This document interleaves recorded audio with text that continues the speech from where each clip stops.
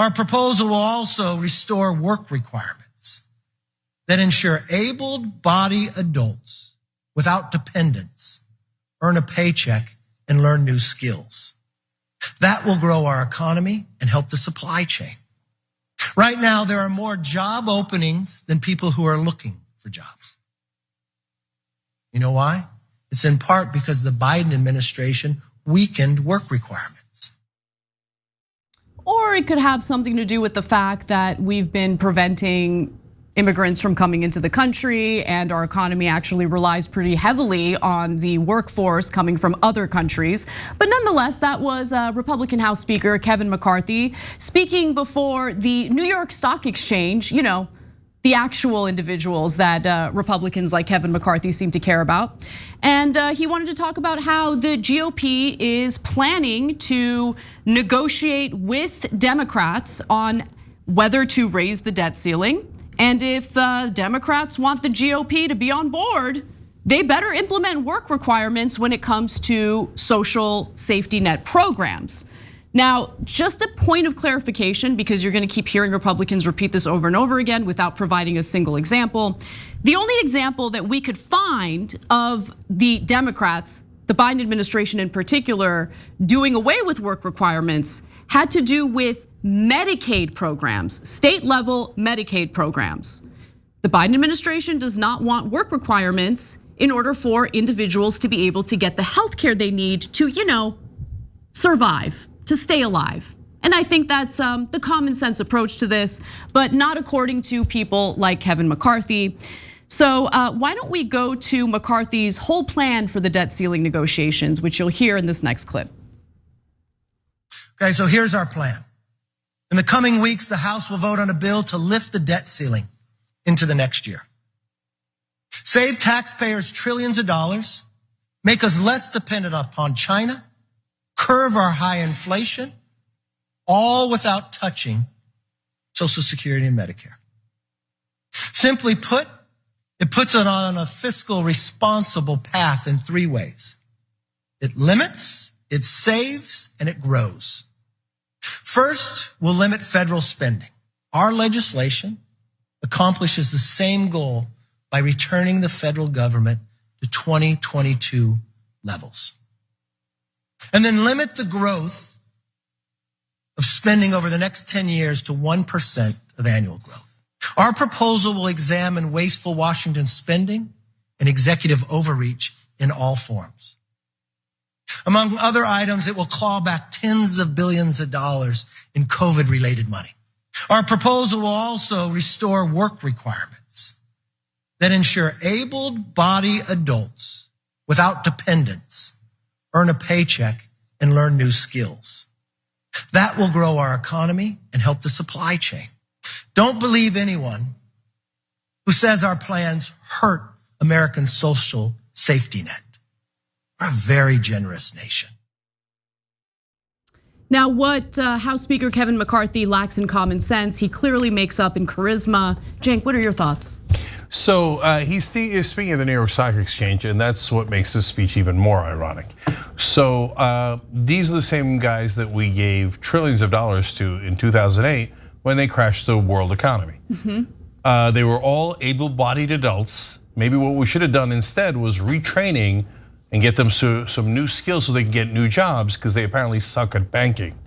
Now, of course, what they are really good at is taking home all of your money and then making things crash and then making you pay the bill. So that's what happened in 2008. It almost happened again with the bank failures a little while ago. And we definitely should have put work requirements in. Instead, what we did, led by people like Kevin McCarthy, was we had the Fed print several trillion dollars and hand it to them. We had the United States Treasury give them hundreds of billions of dollars. And then we didn't even say you can't take a bonus. They took bonuses for crashing the world economy. It costs here in America about 13 million jobs initially. They got a bonus for that. And these bums, the biggest bums in America, are sitting there nodding their head. Oh yeah, make the average man, make them work. They're not working enough, they're lazy. Unlike us sophisticated bankers. And by the way, that talking point has been debunked so many times, and we're gonna do it again. But before we do, I wanted to just reinforce your point, Cenk, about the bonuses after the financial collapse of 2008.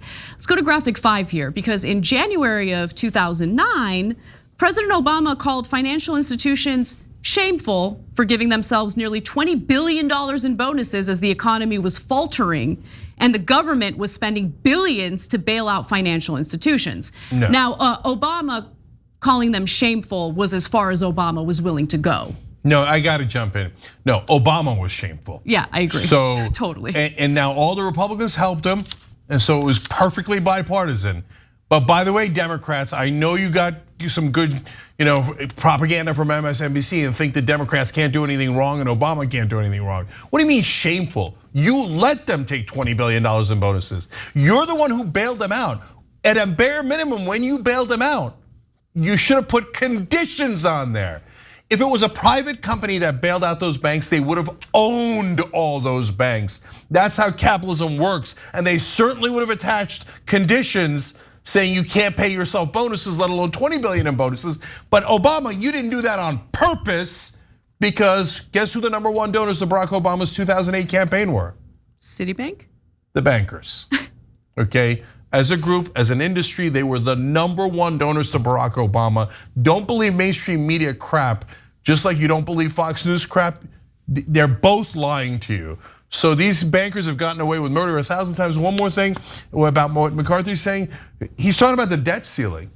If those guys in that room thought he was really not gonna lift the debt ceiling, which would cause the stock market to crash, the stock market he's speaking at, they'd rip his face off. They'd have the authorities arrest him before he left the room. They'd be rioting. Let's just keep it real, because not raising the debt ceiling would lead to a complete meltdown of the global economy.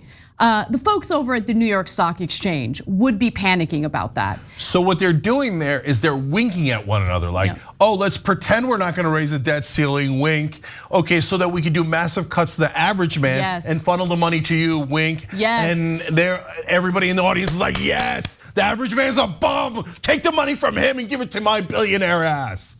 Okay, that's the sick people in power. But I'm sure you heard that in mainstream media already, right? Oh, right, you never heard any of that, interesting. So let's also just, for the billionth time, debunk this narrative regarding work requirements and how they're necessary. Otherwise, these lazy couch potato Americans aren't gonna work.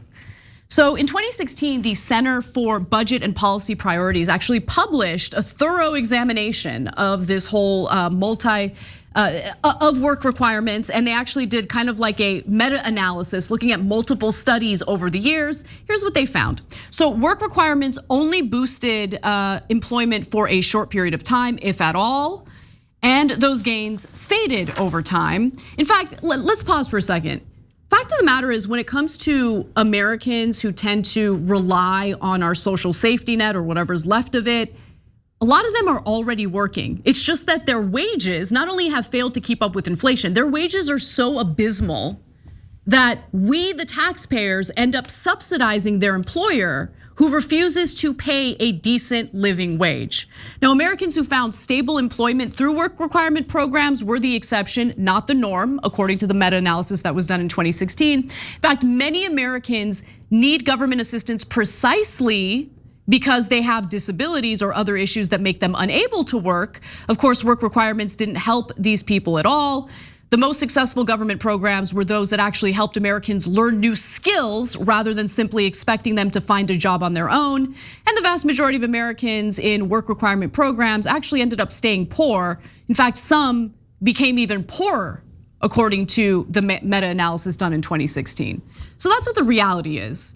But Republican lawmakers know that. The people at the New York Stock Exchange know that. They don't care. They love the idea of cutting any and all funding to programs that benefit ordinary people, because that means they can justify additional tax cuts and more redistribution of wealth from the bottom to the top. They love it. They can't get enough of it. If Democrats even humor Republicans on negotiations over the debt ceiling, I'm gonna lose it. Yeah, they're humoring them right now. In fact, so one of our members on YouTube, William Zaragoza, wrote in, the question is, will corporate Democrats play ball with McCarthy's BS? My answer is definitely, definitely.